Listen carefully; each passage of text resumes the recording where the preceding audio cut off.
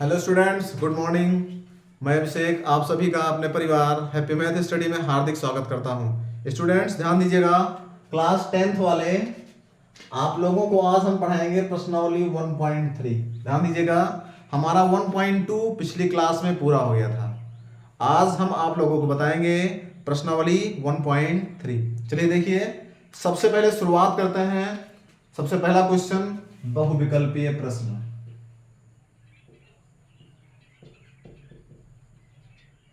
बहुविकल्पीय प्रश्न, चलिए देखिए स्टूडेंट्स ध्यान दीजिएगा।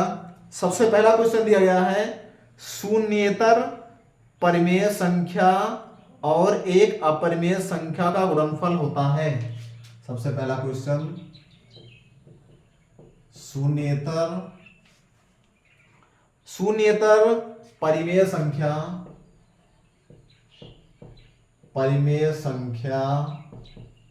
और एक अपरिमेय संख्या का गुणनफल होता है। ध्यान दीजिएगा, चलिए देखिए, हमारा 4 ऑप्शन दिया गया। सदैव परिमेय संख्या, सदैव परिमेय संख्या। सेकेंड ऑप्शन दिया गया है सदैव अपरिमेय संख्या।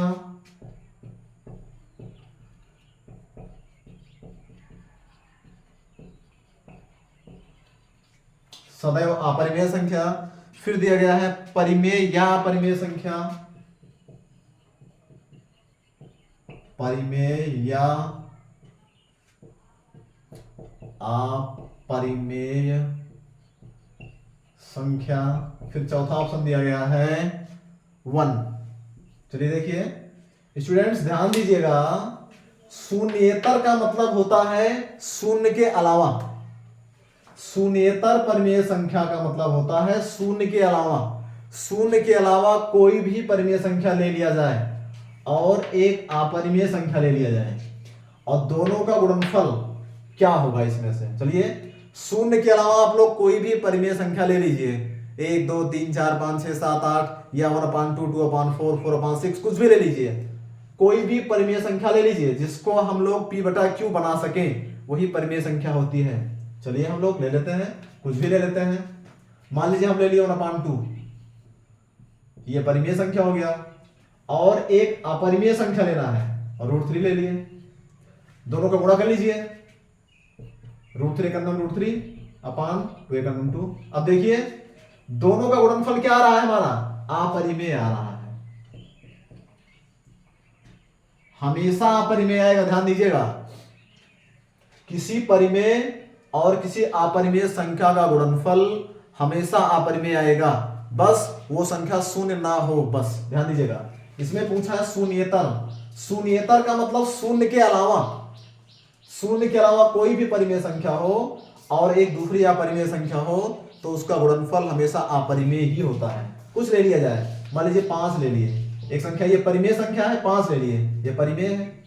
कोई अपरिमेय ले लिया जाए, √6 ले लिया जाए, चलिए अपरिमेय ले लिए, दोनों का गुणा करेंगे तो ये हो जाएगा 5√6। अब देखिए ये अपरिमेय आ गया हमारा, यानी कि शून्य के अलावा किसी भी परिमेय और अपरिमेय संख्या का गुणा करेंगे तो हमेशा अपरिमेय ही आएगा। ध्यान दीजिए, यानी हमारा हो जाएगा सदैव अपरिमेय संख्या। हमारा ये वाला ऑप्शन सही हो जाएगा, सदैव अपरिमेय संख्या। चलिए देखिए अगला क्वेश्चन शुरू करते हैं, क्वेश्चन नंबर 2।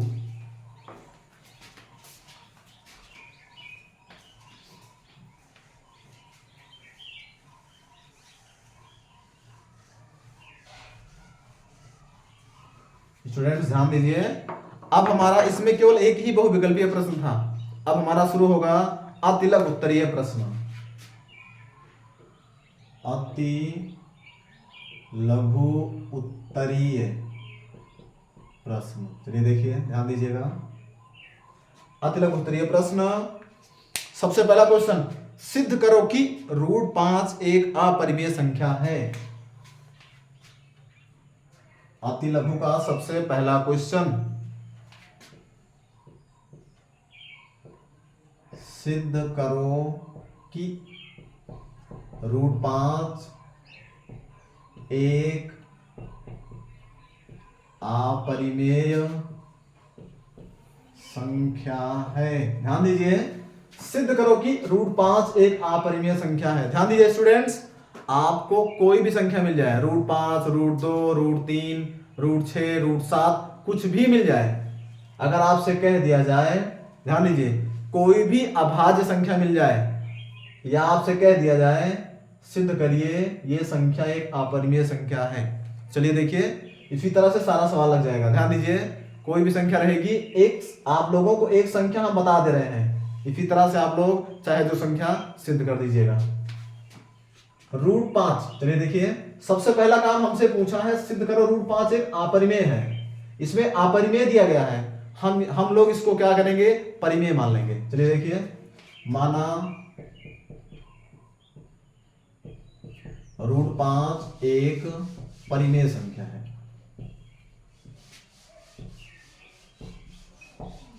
ध्यान दीजिए, हम लोग इसको मान लिए, माना √5 एक परिमेय संख्या है। ध्यान दीजिएगा, परिमेय संख्या की कंडीशन होती है जिसे P/Q बना सके, यानी कि हम लोग √5 को लिख सकते हैं P/Q। ध्यान दीजिए, अगर हम इसको परिमेय मान लिए तो इसको हम P/Q लिख सकते हैं। स्टूडेंट्स ध्यान रखिएगा, आप लोग जब परिमेय मान लिए तो हम P/Q बना सकते हैं, इसको कर सकते हैं। चलिए देखिए, अब हम लोग क्या करेंगे, दोनों पक्षों का वर्ग कर दिया जाए, दोनों पक्षों का वर्ग करने पर यह हो जाएगा √5 का स्क्वायर इक्वल टू P/Q का स्क्वायर।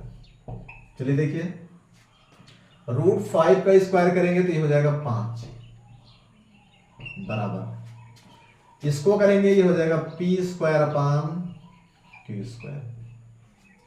चलिए स्टूडेंट्स ध्यान दीजिएगा, आप लोग समझने का प्रयास कीजिएगा। √5 का वर्ग करेंगे, रूट खत्म, सिर्फ 5, यह हो जाएगा P² Q²। चलिए देखिए, अब हम लोग क्या करेंगे, ध्यान रखिएगा आप लोग, यहां पे बटा एक छुपा के इसका गुणा करेंगे,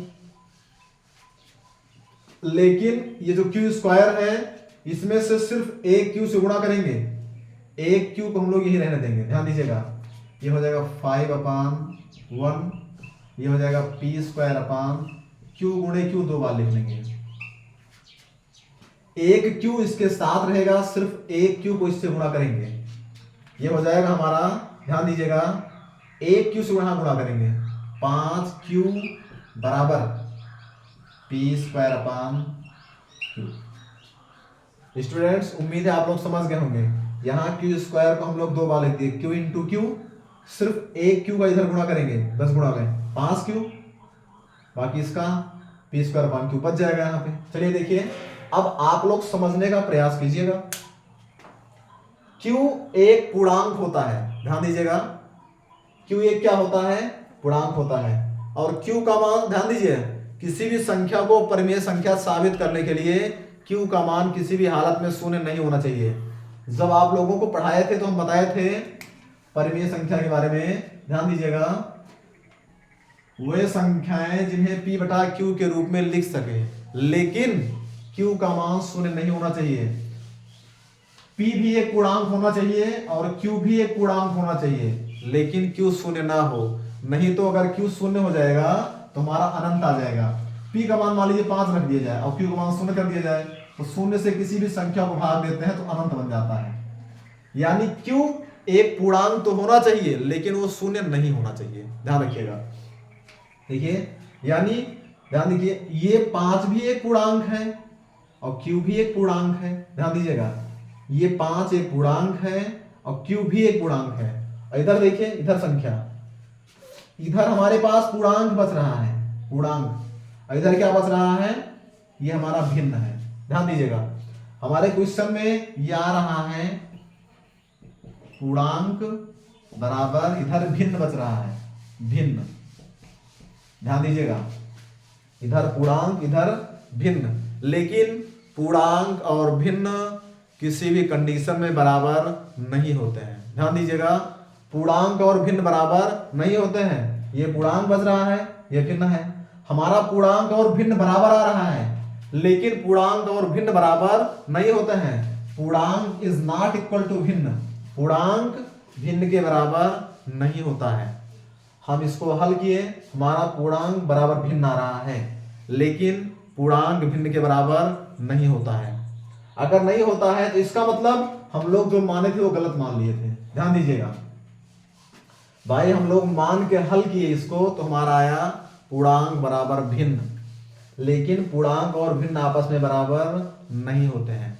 जब बराबर नहीं होते हैं तो इसका मतलब यही हुआ कि जो हम लोग माने थे वो गलत मान लिए थे, हम लोग परिमेय माने थे। यानी कि हमारा √5 क्या था, एक अपरिमेय था। अतः ध्यान दीजिएगा, पूर्णांक और भिन्न कभी भी बराबर नहीं होता है, अतः हमारा मानना गलत था। ध्यान दीजिएगा, अतः हमारा जो हम माने थे वो क्या था, हमारा मानना गलत था। अगर ये परिमेय नहीं होगा, हम गलत माने थे तो क्या होगा, फिर अपरिमेय खुद ही होगा।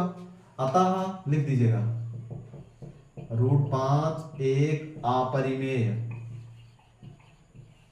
संख्या होगी, या होगा, चाहे जो लिख दीजिएगा। ध्यान दीजिए, हम इसको एक परिमेय मान के हल किए, हमारा आ गया पूर्णांक बराबर भिन्न, जबकि पूर्णांक और भिन्न बराबर नहीं होता है। यानी ये संभव नहीं है, पूर्णांक और भिन्न संभव नहीं है। इसका मतलब हुआ कि हम लोग गलत मान लिए थे, तो अगर गलत माने तो सही करेंगे तो यह अपरिमेय हो जाएगा।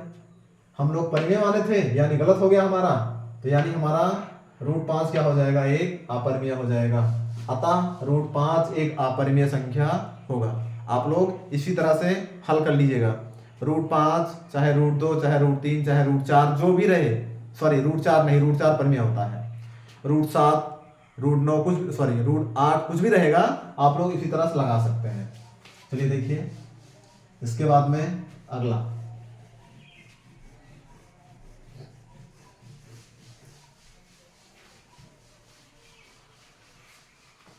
देखिए, दूसरा, सिद्ध करो कि किसी भी अभाज्य धनात्मक पूर्णांक, क्वेश्चन नंबर 2, ध्यान दीजिएगा, सिद्ध करो कि किसी भी अभाज्य धनात्मक पूर्णांक, सिद्ध करो कि किसी भी अभाज्य धनात्मक पूर्णांक p के लिए, पूर्णांक p के लिए √p एक अपरिमेय संख्या होगा। चलिए देखिए स्टूडेंट्स, ध्यान दीजिएगा, कहे हैं किसी भी अभाज्य धनात्मक पूर्णांक p के लिए, p कोई अभाज्य पूर्णांक होगा, अभाज्य धनात्मक पूर्णांक होगा, यानी कि हमें √p को अपरिमेय दिखाना है, √p। चलिए रूट लगा दिया जाए, p के स्थान पे आप लोग कोई भी अभाज्य धनात्मक पूर्णांक रख दीजिए, कोई भी अभाज्य संख्या रख दीजिए, पॉजिटिव संख्या, चाहे 2 चाहे 3 चाहे 5 चाहे 7 चाहे 11 चाहे 13, कोई भी अभाज्य संख्या रख दीजिए। मान लीजिए हम 3 लिख दिया, √3। अब हम समझ गए, ध्यान दीजिएगा, अब आप लोग समझ लीजिए, इसका मतलब √p एक अपरिमेय संख्या है, हमें यही दर्शाना है, यानी कि हम लोगों को बताना है √3 एक अपरिमेय संख्या है। हम लोगों को यही सिद्ध करना है कि √3 एक अपरिमेय संख्या है। आप लोग यहां पे चाहे जो रख दीजिएगा, सिर्फ अभाज्य संख्या रखिएगा, बस √7 लिख दीजिएगा, कोई दिक्कत नहीं है। यानी हम लोगों को सिद्ध करना पड़ेगा √7 एक अपरिमेय संख्या है, जो यहां लिखेंगे उसी को सिद्ध करना पड़ेगा कि सिद्ध करिए एक अपरिमेय संख्या है। आप लोगों को भी पिछला सवाल हम बताए, ध्यान दीजिएगा, क्या था, √5 था, √5 को अभी पिछले क्वेश्चन में हम आप लोगों को अपरिमेय सिद्ध करके दिखाए। इसी तरह से आप लोग √3 को भी अपरिमेय सिद्ध कर लीजिएगा, जैसे पिछला सवाल हम लगाए उसी तरह से सेम आप लोग लगा लीजिएगा इसको। चलिए देखिए, इसके बाद में एक क्वेश्चन और लिखते हैं।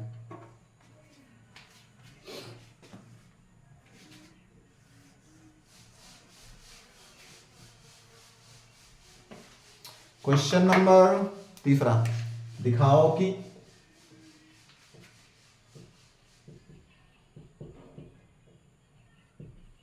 दिखाओ कि 5 + √3 एक अपरिमेय संख्या है। 5 + √3 एक अपरिमेय संख्या है। दिखाओ कि 5 + √3 एक अपरिमेय संख्या है। ध्यान दीजिएगा, 5 + √3 एक अपरिमेय संख्या है। अब आप लोग ध्यान दीजिएगा, 5 + √3 को अपरिमेय दिखाना है।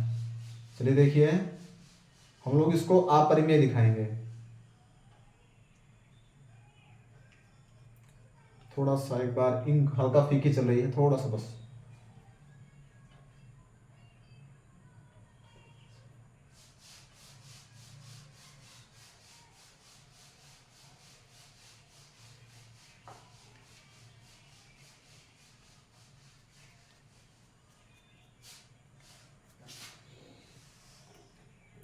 चलिए स्टूडेंट्स देखिए, सबसे पहला काम हम लोग इसको क्या करेंगे, इसको आप लोग परिमेय मान लीजिए। माना 5 + √3 एक परिमेय संख्या है। आप लोग इसको परिमेय संख्या मान लीजिएगा। चलिए अब ये हो जाएगा 5 + √3 इक्वल टू, आप कुछ मान लीजिए, इसको P मान लिया जाए या Q मान लिया जाए या ABC कुछ मान लीजिए, X मान लीजिए, कुछ भी मान लीजिए। चलिए हम लोग P ही मान लेते हैं, P मान लेते हैं। ध्यान दीजिएगा, अब हम लोग क्या करेंगे, वर्ग करेंगे। दोनों पक्षों का वर्ग करने पर ये हो जाएगा 5 + √3 का whole square equal to P²। चलिए देखिए, ध्यान दीजिएगा, आप लोग कोई भी क्वेश्चन आप लोगों को इस तरह का मिलेगा, 5 + √3 या कोई भी संख्या, दो संख्या अगर रहेगी तो आप लोग इसी तरह से हल कर लीजिएगा। अब देखिए इसका वर्ग करते हैं, a + b का होल स्क्वायर, a + b का होल स्क्वायर ये होता है a² + b² + 2ab equal to b²। चलिए देखिए, 5 का वर्ग 25 प्लस 3 का वर्ग करेंगे, सॉरी √3 का वर्ग करेंगे, रूट खत्म, सिर्फ 3 प्लस 5 दूनी 10, 10 √3 इक्वल टू p²। चलिए स्टूडेंट्स ध्यान दीजिएगा, यह हमारा इतना हो गया। अब देखिए 25 3 28 प्लस 10 √3 इक्वल टू हमारा हो जाएगा p²। ध्यान दीजिएगा, 28 प्लस 10 √3 इक्वल टू हमारा हो जाएगा p²। चलिए देखिए, इसके बाद हम लोग क्या करेंगे, आप लोग समझने का प्रयास कीजिएगा। 28 इसको आप लोग पक्षांतर कर लीजिए इधर, -p² इक्वल टू -10 √3। ध्यान दीजिएगा, 28 -p² इक्वल टू 10 √3। अब देखिए ये 10, ध्यान दीजिएगा ये 10 जब हम लोग √3 का मान निकालेंगे, यानी ध्यान दीजिए 10 और √3 के बीच में यहां पे गुणा छुपा है, ये 10 इधर आएगा तो बटा में आ जाएगा, 28 -p² बटा -10 इक्वल टू -10 नहीं केवल 10, ध्यान दीजिएगा, इक्वल टू -√3। चलिए देखिए, आप लोग समझने का प्रयास कीजिएगा सवाल को। ये 10 जो लिखा है इसके लिए भी लिखा है, इसके लिए भी लिखा है। चलिए देखिए, ये हो जाएगा हमारा 28 बटा 10 माइनस p² बटा 10। ध्यान दीजिए, 10 इसके लिए भी लिखा था, इसके लिए भी लिखा था, हम लिख दिए इक्वल टू -√3।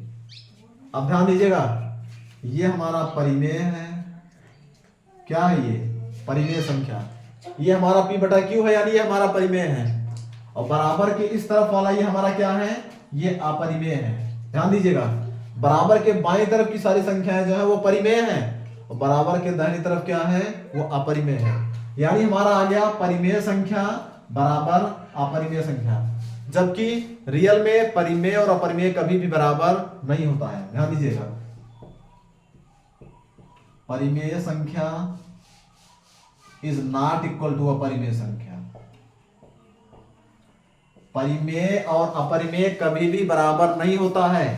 लेकिन हम हल किए तो हमारा इधर वाला परिमेय आ रहा है, यानी P बटा Q देखिए बन रहा है, ये परिमेय है, उधर वाला क्या है, अपरिमेय है। ध्यान दीजिएगा, कभी भी परिमेय और अपरिमेय संख्याएं आपस में बराबर नहीं होती हैं। लेकिन हमारा इधर परिमेय आ रहा है, इधर अपरिमेय आ रहा है, यानी कि जो हम माने थे वो गलत माने थे। ध्यान दीजिएगा, हम 5 प्लस रूट 3 को परिमेय संख्या मान के हल किए, क्वेश्चन को हल किए। हमारा लास्ट में आ गया परिमेय संख्या, यानी ये सब परिमेय संख्या यहां से यहां तक, सॉरी, और बराबर अपरिमेय संख्या, ये अपरिमेय संख्या है। परिमेय संख्या और अपरिमेय संख्या आपस में बराबर आने लगा, जबकि परिमेय और अपरिमेय आपस में बराबर नहीं होता है। जब बराबर नहीं होता है तो इसका मतलब हुआ कि जो हम माने थे वो गलत मान लिए थे। अगर हम गलत माने थे तो यानी सही जो होगा इसका उल्टा होगा। ध्यान दीजिएगा, परिमेय और अपरिमेय बराबर नहीं होता है, अतः 5 प्लस रूट 3 एक अपरिमेय संख्या होगी। ध्यान दीजिए, हमारा परिमेय परिमेय बराबर आ रहा है, जबकि रियल में परिमेय और अपरिमेय बराबर नहीं होता है। अतः हम कह सकते हैं कि 5 प्लस रूट 3 एक अपरिमेय संख्या है, यानी हमारा कथन गलत हो गया। जो हम माने थे हमारा मानना गलत था, यानी अपरिमेय होगा। बस ध्यान दीजिएगा स्टूडेंट्स, ये हमारा था अतिलघु उत्तरीय का तीसरा क्वेश्चन, क्वेश्चन नंबर 3 था। इसके बाद में हमारा शुरू होगा लघु उत्तरीय प्रश्न, फिर क्वेश्चन होगा हमारा लघु उत्तरीय। चलिए स्टूडेंट्स, लघु उत्तरीय से हम लोग पढ़ेंगे अगले क्लास में। तब तक के लिए आप लोग वीडियो को लाइक कीजिएगा, शेयर कीजिएगा और हमारे चैनल को सब्सक्राइब जरूर कीजिएगा। आप लोग खुश रहिए, मस्त रहिए। जय हिंद।